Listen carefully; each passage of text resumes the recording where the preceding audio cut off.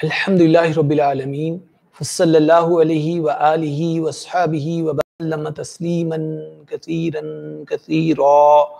اما بعد بسم اللہ الرحمن الرحیم قال النبی صلی اللہ علیہ وسلم من یرید اللہ به خیرا یصب منہ او کما قال النبی صلی اللہ علیہ وسلم رب اشرح لی صدری ویسر لی امری واحلل عقدۃ من لسانی قولی آمین یا رب العالمین۔ معزز ناظرین، آج کی گفتگو کا موضوع ہے دین اسلام میں صبر کی اہمیت۔ سب سے پہلے ہم صبر کے لغوی معنی سمجھتے ہیں کہ صبر کے لغوی معنی کیا ہے۔ صبر کے لغوی معنی ہے رک جانا، ڈٹ جانا، جم جانا۔ صبر کی اصطلاحی تعریف یہ ہے کہ دین اسلام پر عمل کرنے کی وجہ سے جو تکالیف اور آزمائشیں آئیں اس پر انسان ڈٹ جائے، جم جائے، یعنی ان مصائب اور آلام اور تکالیف کے آنے پر انسان اسلام کا دامن ہرگز نہ چھوڑے، اس چیز کا نام صبر ہے۔ حدیث مبارکہ صحیح مسلم کی حدیث ہے، اللہ کے رسول صلی اللہ علیہ وسلم نے فرمایا کہ مومن کا معاملہ بھی عجیب ہے، اس کے ہر معاملے میں خیر ہے اور یہ چیز مومن کے علاوہ کسی اور کو حاصل نہیں ہے۔ آگے فرماتے ہیں نبی اکرم صلی اللہ علیہ وسلم اسی حدیث میں کہ اگر مومن کو کوئی نعمت ملے تو وہ شکر کرتا ہے تو یہ اس کے لیے بہتر معاملہ ہے، اور اگر اسے تکلیف پہنچے تو وہ صبر کرتا ہے تو یہ بھی اس کے لیے بہتر ہے۔ سبحان اللہ۔ سورہ تغابن آیت نمبر 11 میں اللہ تبارک تعالیٰ فرماتے ہیں ما اصاب من مصیبت الا باذن اللہ، نہیں آتی کوئی مصیبت مگر اللہ کے اذن سے۔ اس آیت مبارکہ میں اللہ سبحانہ و تعالیٰ نے بات کلیئر کر دی ہے کہ جو کوئی بھی انسان پر، جو کوئی بھی کسی مسلمان پر تکلیف اور آزمائش آئے گی تو وہ اللہ کے اذن سے آتی ہے، اللہ کو معلوم ہے، اللہ کے علم میں ہے یہ بات کہ انسان کے اوپر مصیبت آئی ہے، انسان پریشانی کے اندر ہے، تکلیف میں ہے، تو اللہ کی یہ بات علم ہے۔ آگے بڑی ایک اصولی ہدایت آگے بیان کر رہے ہیں اللہ تعالیٰ اسی آیت میں کہ وَمَن يُؤْمِن بِاللَّهِ يَهْدِ قَلْبَهُ، اور جو اللہ تعالیٰ پر حقیقی طور پر ایمان رکھتا ہے تو اللہ تعالیٰ اس کے دل کو ہدایت دے دیتے ہیں۔ اس کے دل کو ہدایت دیتے ہیں، کیا مطلب؟ مطلب یہ ہے کہ وہ پھر اپنی زبان سے کوئی واویلا نہیں مچائے گا، زبان سے اس طرح کے کلمات نہیں ادا کرے گا کہ ہائے مصیبتوں نے کیا ہمارا ہی گھر دیکھا ہے، کیا ہم پر ہی مصیبتیں آنی ہیں، کیا اللہ نے ہمیں تنہا چھوڑ دیا ہے، ٹھیک ہے؟ اس طرح کے وہ الفاظ پھر ادا نہیں کرتا۔ واللہ بکل شیء علیم، اور اللہ تعالیٰ ہر شے کا خوب علم رکھنے والے، یعنی اللہ تعالیٰ کو پتہ ہے کہ انسان بڑے جو وہ دکھ کے اندر، غم کے اندر، تکلیف کے اندر، آزمائش کے اندر ہے، بڑی قسم پرسی سے زندگی گزار رہا ہے، مسائل کے اندر دوچار ہے، ٹھیک ہے، اللہ کے علم کے اندر۔ سورہ حدید آیت نمبر 22 اور 23 میں اللہ تبارک تعالیٰ فرماتے ہیں ما اصاب من مصیبت فی الارض ولا فی السماء فی الارض ولا فی انفسکم الا فی کتاب من قبل ان نبرأہا۔ اللہ تعالیٰ اس آیت میں فرما رہے ہیں کہ زمین کے اندر اور خود اے انسانوں تمہارے اپنے نفس کے اندر جو بھی کوئی تکلیف آتی ہے تو وہ جب وہ پہلے سے اللہ تعالیٰ کے ہاں کتاب میں لکھی ہوئی ہوتی ہے۔ اللہ اکبر۔ تو یعنی جو مسائل پریشانیاں آنی اللہ کے ہاں پہلے سے لکھی ہوئی ہیں۔ ان ذالک علی اللہ یسیر، اور یہ بات اللہ پر جب وہ آسان ہے، یعنی پہلے سے لکھ دینا کہ کس وقت کس شخص پر کون سی جب وہ مصیبت اور تکلیف آنی ہے تو یہ اللہ کے لیے پہلے سے لکھ دینا آسان ہے۔ اچھا، اب سوال ذہن میں یہ آتا ہے کہ پہلے سے اللہ تعالیٰ نے لکھ دی ہیں یہ باتیں،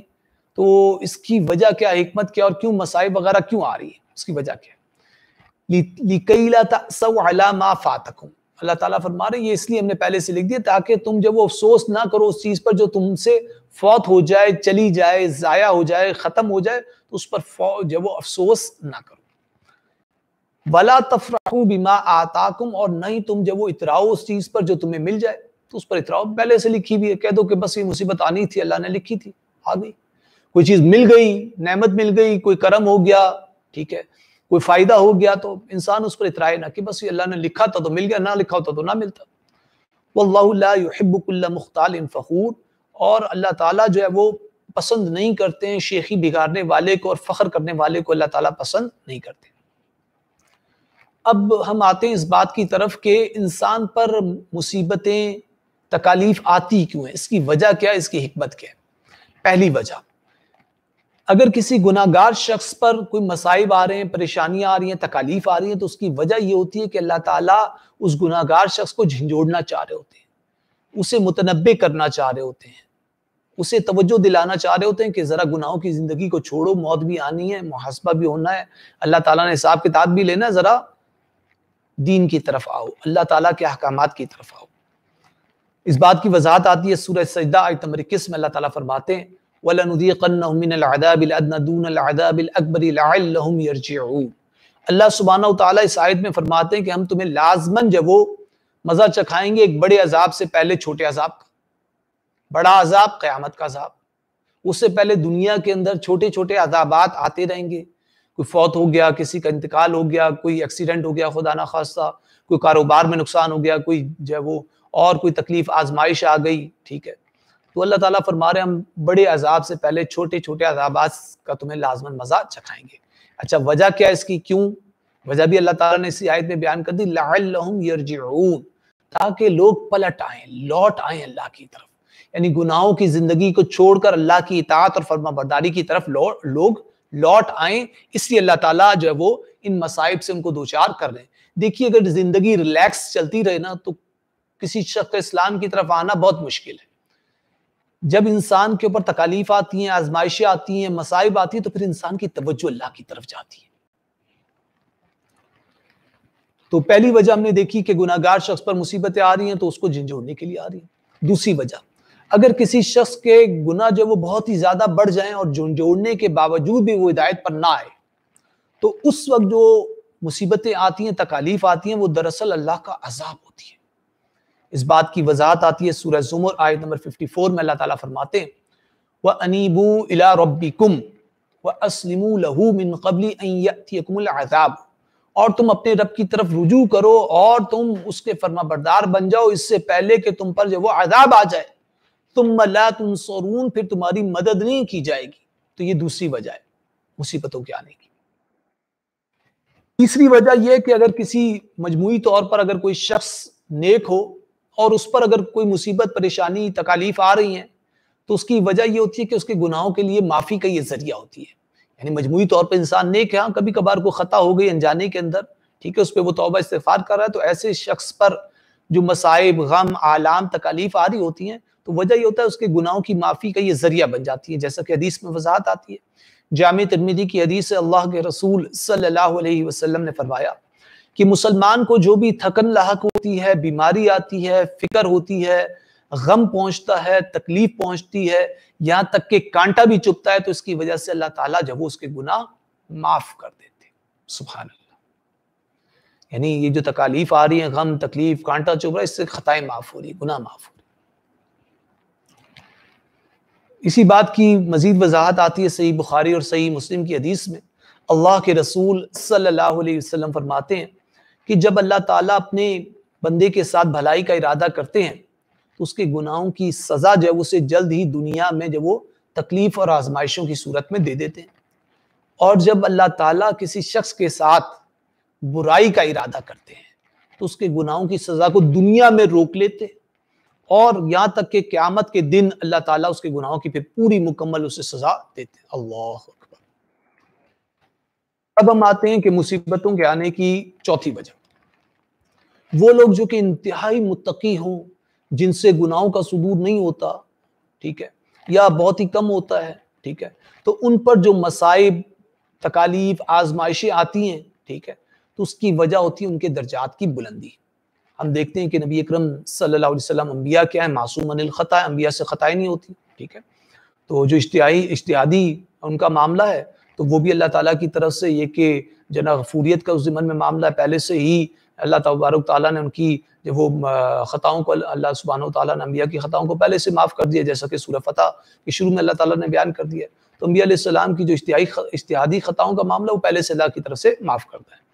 تو آپ دیکھیں کہ انبیاء پر بھی تکالیف آئیں، حضرت ابراہیم علیہ السلام کا معاملہ دیکھ لیں، حضرت موسیٰ علیہ السلام کا معاملہ دیکھ لیں،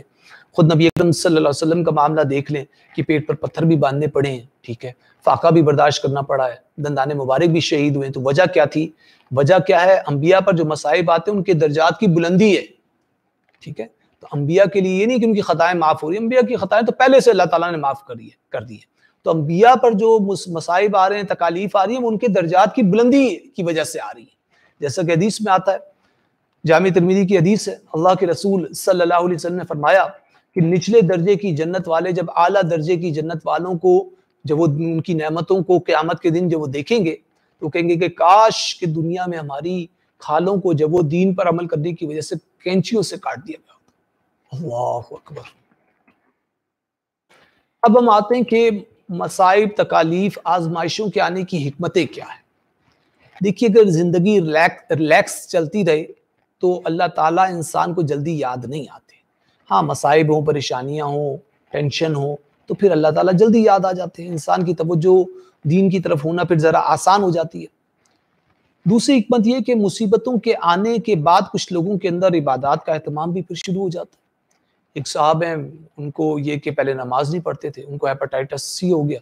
پھر یہ کہ انہوں نے نمازیں جو باقاعدگی سے شروع کر دی۔ تو مصائب کے آنے سے پھر یہ کہ بعد لوگوں کے اندر یہ کہ عبادات کا اہتمام بھی شروع ہو جاتا ہے۔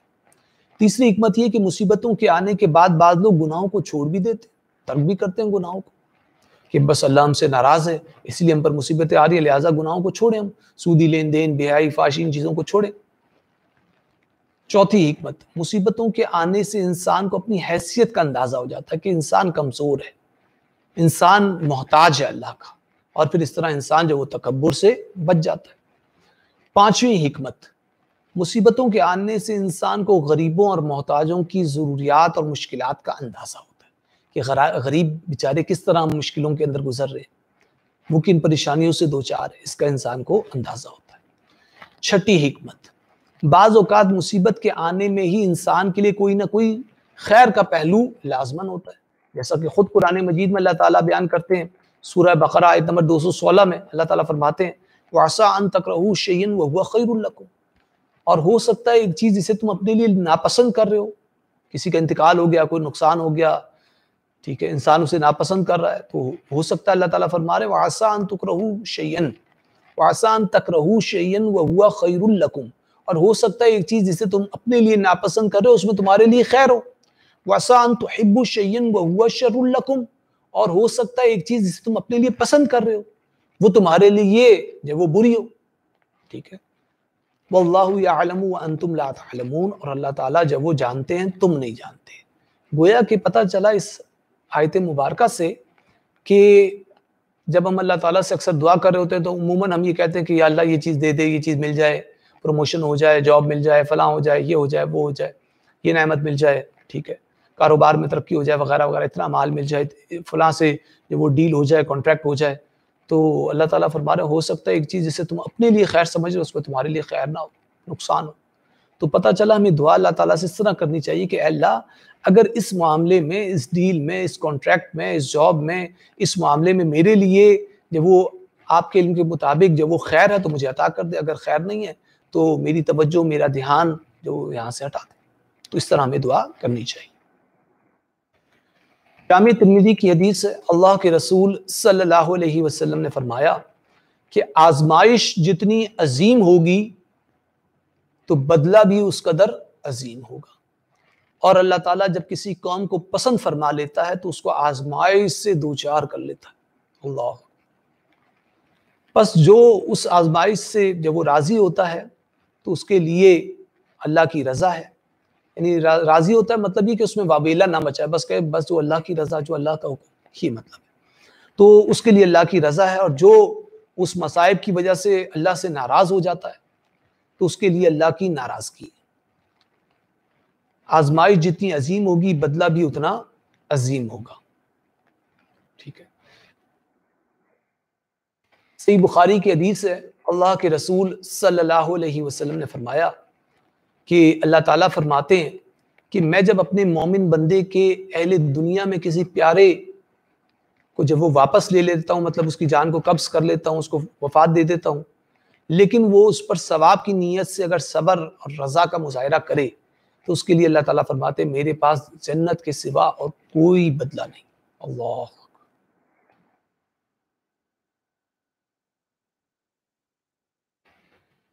سنن نبی داؤد اور مسند احمد کی حدیث ہے، اللہ کے رسول صلی اللہ علیہ وسلم نے فرمایا کسی بندہ مومن کے لیے اللہ تعالیٰ کی طرف سے ایسا بلند مقام جو وہ طے ہو جاتا ہے کہ جس کو وہ اپنے جب وہ عمل سے اپنے مجاہدے سے نہیں پا سکتا تو پھر اللہ تعالیٰ اس کو کسی جسمانی یا مالی تکلیف میں یا اولاد کی طرف سے کسی صدمہ یا پریشانی میں جب وہ مبتلا کر دیتے ہیں، پھر اس کو صبر کی توفیق دے دیتے ہیں، یہاں تک کہ وہ اس مقام بلند پر پہنچا دیتے ہیں اسے جو اس کے لیے اللہ تعالیٰ نے پہلے سے طے کیا ہوتا ہے۔ سبحان اللہ۔ آپ دیکھیں کہ اس حدیث میں بات آئی کہ اللہ تعالیٰ کو اپنے کسی بندے کا کوئی عمل پسند آ گیا، اللہ تعالیٰ نے کیسے جنت میں کوئی اعلیٰ مقام دیا جائے، ظاہری سی بات ہے اس کے لیے اعمال بھی چاہیے،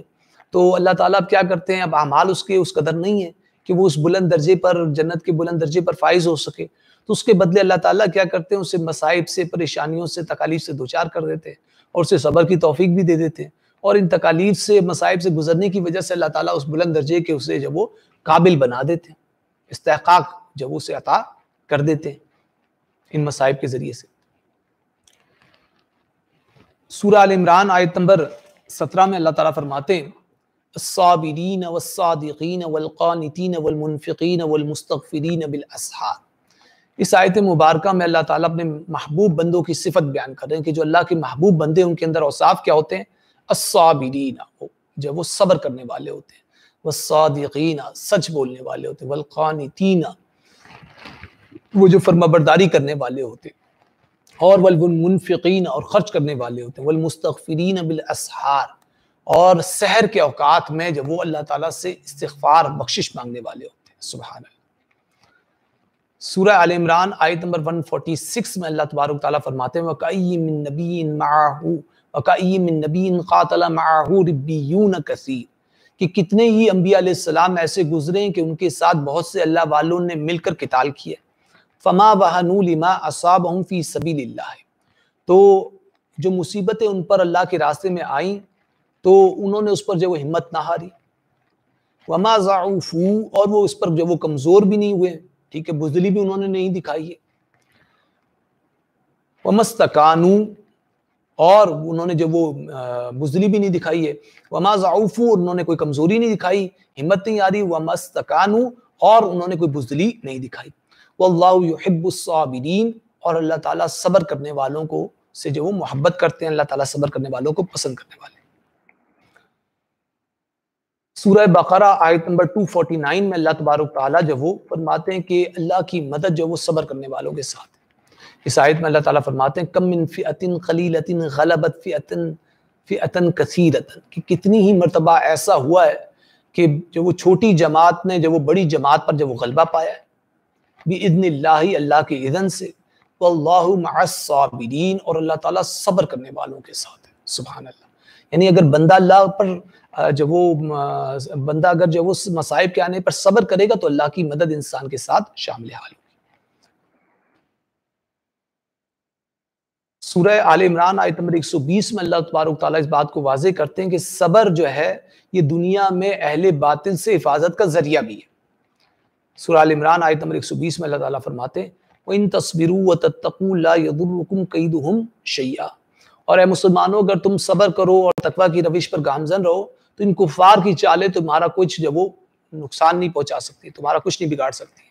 ان اللہ بما یعملون محیط بے شک اللہ تعالیٰ ان کے معاملات کا احاطہ کیے ہوئے، ان کی جو تدبیریں ہیں، کام ہیں، معاملات ہیں، اس کا اللہ تعالیٰ احاطہ کیے ہوئے، اللہ تعالیٰ سے کی پکڑ سے یہ لوگ باہر نہیں۔ سورہ آل عمران آیت نمبر 186 میں اللہ تبارک تعالیٰ یہ بات بیان کرتے ہیں کہ اللہ کے راستے میں مومنوں کو جو وہ صبر اور امتحان سے گزرنا لازمن پڑے گا۔ سورہ آل عمران آیت نمبر 186 میں اللہ تعالیٰ فرماتے ہیں لَتُبْلَوُنَّ فِي أَمْوَالِكُمْ وَأَنفُسِكُمْ اور اے مسلمانوں تمہیں لازمن جب وہ آزمایا جائے گا تمہارے مالوں کے بارے میں اور تمہاری جانوں کے بارے میں، وَلَا تَسْمَعُنَّ مِنَ الَّذِينَ أُوتُوا الْكِتَابَ مِنْ قَبْلِكُمْ اور لازمن وہ لوگ جو تم سے پہلے تھے جنہیں کتاب دی گئی تھی ان سے تم جو وہ تکلیف دہ باتیں جو وہ سنو گے، وَمِنَ الَّذِينَ أَشْرَكُوا أَذًى كَثِيرًا اور ان لوگوں سے بھی جنہوں نے شرک کیا یعنی جو مشرکین ہیں ان سے بھی تکلیف دہ باتیں سنو گے۔ وَإِن تَصْبِرُوا اب ایسے معاملات میں کیا کیا جائے، ہدایت دی جا رہی ہے کہ وَإِن تَصْبِرُوا اگر تم صبر سے کام لے لو، وَتَتَّقُوا اور تقویٰ کی روش پر گامزن ہو جاؤ، فَإِنَّ ذَلِكَ مِنْ عَزْمِ الْأُمُورِ تو بے شک یہ جو وہ ہمت کے کاموں میں سے۔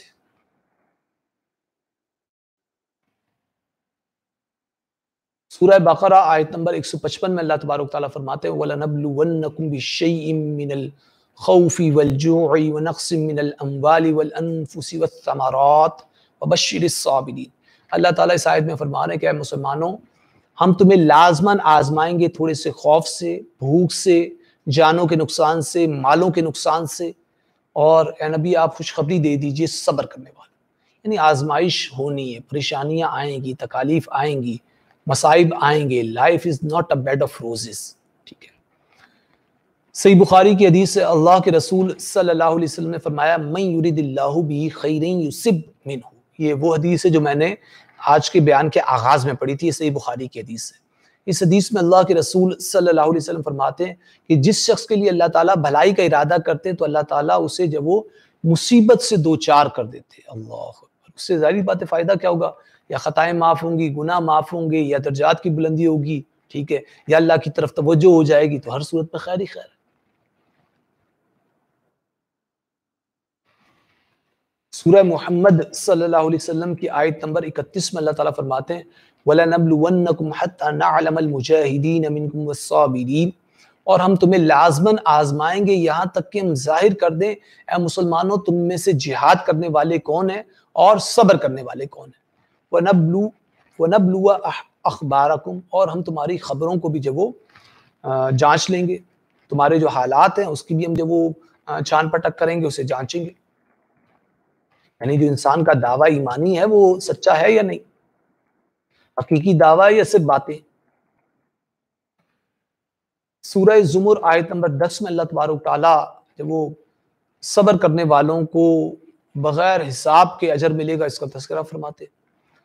سورہ زمر آیت نمبر 10 انما یوفی الصابرون اجرهم بغیر حساب، صبر کرنے والوں کو تو بغیر حساب کے جب وہ اجر ملے گا۔ بڑی بات ہے، سبحان اللہ، بغیر حساب کے اجر، باقی لوگوں کو حساب کے ساتھ، صبر کرنے والوں کو بغیر حساب کے۔ اللہم اجعلنا منہم، اے اللہ آپ ہمیں بھی ان لوگوں میں شامل فرما دیجیے۔ سورہ نحل آیت نمبر 96 میں اللہ تعالیٰ فرماتے ہیں ما عندکم ینفد، اے لوگوں جو تمہارے پاس ہے یہ ختم ہو جانے والا ہے، وما عند اللہ باق، اور جو کچھ اللہ تعالیٰ کے پاس ہے وہ باقی رہنے والا ہے۔ وَلَنَجْزِيَنَّ الَّذِينَ صَبَرُوا أَجْرَهُمْ بِأَحْسَنِ مَا كَانُوا يَعْمَلُونَ، اور ہم لازماً جزا دیں گے ان لوگوں کو جنہوں نے صبر کیا۔ انہیں جزا بھی ہم کیسے دیں گے؟ ان کے اعمال میں سے جو سب سے اچھے اعمال ہوں گے، ان کے اچھے اعمال کی جزا کے مطابق ہم ان کو جزا دیں گے، بدلہ دیں گے۔ سبحان اللہ، سبحان اللہ۔ اور رمضان المبارک کا مہینہ ہے، تو اسی رمضان المبارک کے مہینے کے حوالے سے بحقی کی حدیث میں اللہ کے رسول صلی اللہ علیہ وسلم نے فرمایا کہ وہ شہر الصبر، کہ رمضان کا مہینہ جو ہے یہ صبر کا مہینہ ہے، والصبر ثوابہ الجنہ، اور صبر کا ثواب تو جو ہے وہ جنت ہے۔ اللہ اکبر، سبحان اللہ، سبحان اللہ۔ سورہ آل عمران آیت نمبر 142 میں اللہ تعالیٰ فرماتے ہیں ام حسبتم ان تدخلوا الجنۃ، اے لوگوں کیا تم نے سمجھ لیا کہ تم ایسے ہی جنت میں داخل ہو جاؤ گے؟ وَلَمَّا يَعْلَمِ اللَّهُ الَّذِينَ جَاهَدُوا مِنْكُمْ وَيَعْلَمَ الصَّابِرِينَ، حالانکہ ابھی تو اللہ تعالیٰ نے ظاہر ہی نہیں کیا کہ تم میں سے کون لوگ ہیں جو جہاد کرنے والے اور کون لوگ ہیں جو صبر کرنے والے، تو صبر ضروری ہے۔ سورہ مومنون آیت نمبر 111 میں اللہ تعالیٰ فرماتے ہیں انی جزیتہم اليوم بما صبروا، اللہ تعالیٰ فرماتے ہیں کہ بے شک میں نے جو وہ آج تمہیں جو وہ بدلہ جو وہ دے دیا ہے، بما صبروا، تمہارے صبر کرنے کی وجہ سے آج میں نے تمہیں بدلہ دے دیا۔ انہم ہم الفائزون، بے شک جناب وہی منزل و مراد کو جو وہ پہنچنے والے ہیں، جو صبر کرنے والے ہیں وہی منزل کو اور مراد کو پہنچنے والے ہیں، مطلب یہ کہ وہی لوگ جو وہ کامیاب ہونے والے ہیں جو صبر کریں گے۔ سورہ دہر آیت نمبر 12 میں اللہ تعالیٰ فرماتے ہیں کہ جنت جو ملے گی وہ صبر کی بنیاد پر، جنت میں جو لباس اور نعمتیں ملے گی وہ بھی صبر کی بنیاد پر۔ سورہ دہر آیت نمبر 12 وَجَزَاهُمْ بِمَا صَبَرُوا جَنَّةً وَحَرِيرًا، اور ان کے صبر کرنے کی وجہ سے انہیں جو جزا ملے گی وہ جنت بھی ہوگی جزا میں، اور ریشم کا جو وہ لباس بھی انہیں جو ملے گا۔ دنیا میں مردوں پر ریشم کا لباس منع ہے، لیکن آخرت میں یہ فائدے والی شے ہو۔ سورہ رعد آیت نمبر 24 میں اللہ تعالیٰ فرماتے ہیں سلام علیکم بما صبرتم فنعم عقبی الدار، سلام ہو تم پر تمہارے صبر کرنے کی وجہ سے، یعنی جنتی لوگ جب جنت میں چلے جائیں گے تو فرشتے انہیں سلام کریں گے، تو سلام ہو تم پر بما صبرتم، بس سبب اس کے کہ جو تم نے صبر کیا، فنعم عقبی الدار، تو کیا ہی وہ اچھا ہے عاقبت کا گھر۔ سورہ بقرہ آیت نمبر 250 میں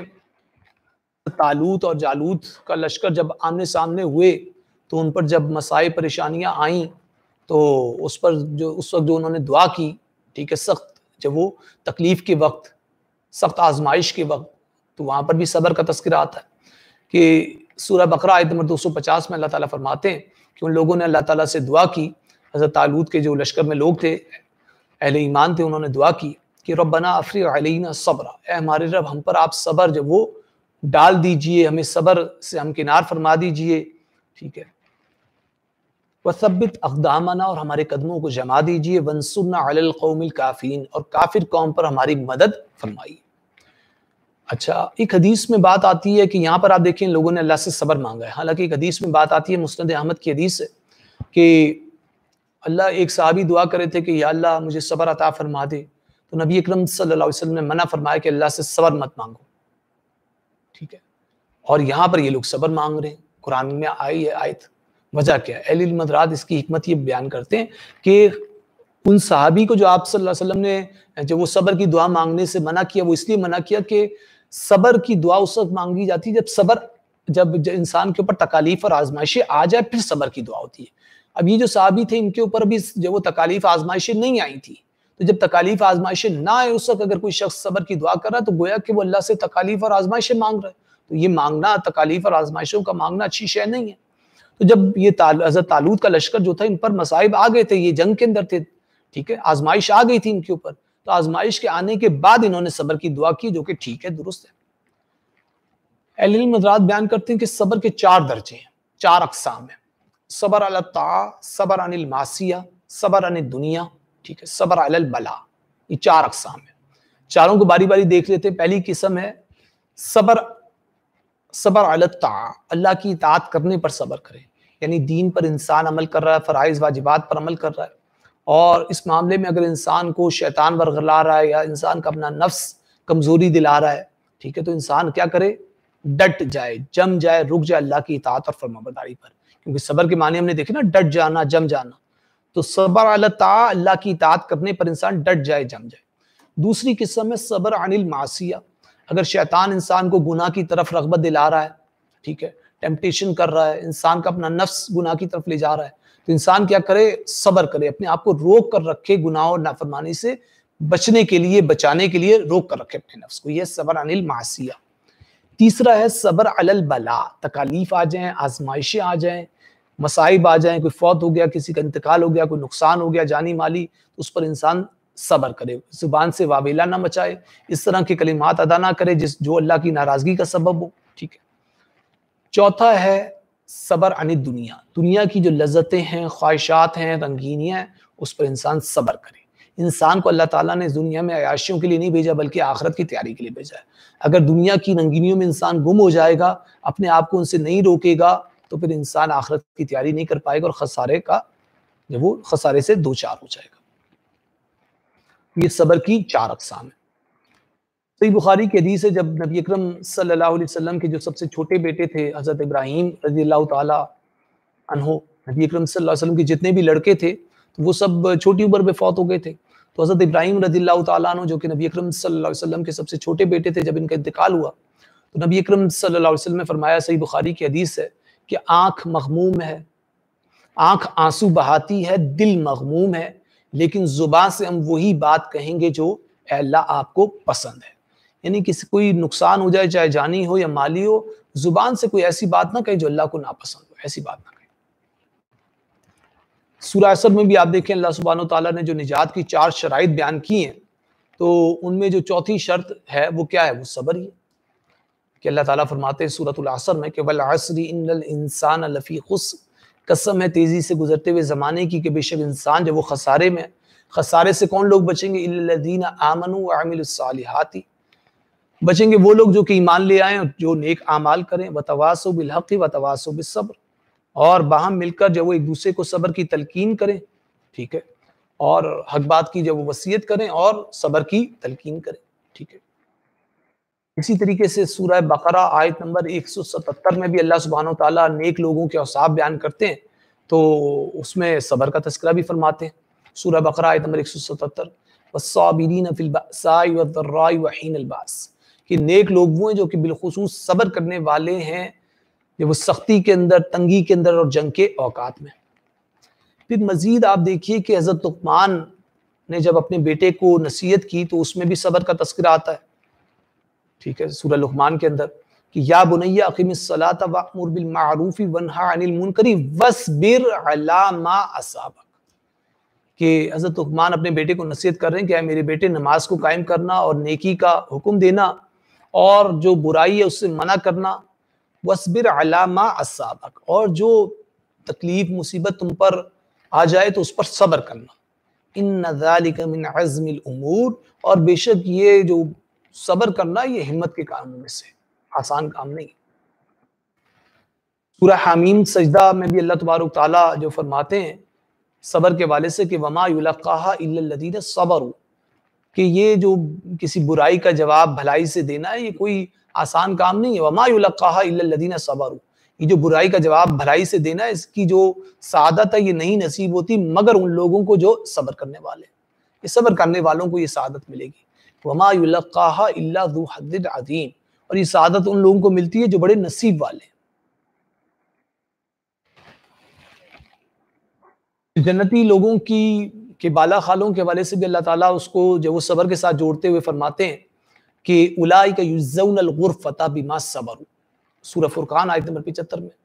کہ اللہ تعالیٰ فرما رہے ہیں کہ یہی وہ لوگ ہیں جنہیں جنت میں بالا خانے ملیں گے ان کے صبر کرنے کی وجہ سے۔